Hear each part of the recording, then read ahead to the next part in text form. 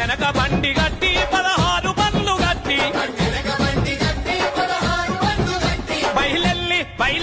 బయలెల్లి పొదం రారో మన కేసీఆర్ సభకు నడుగటి పొదం రారో మన PRS సభకు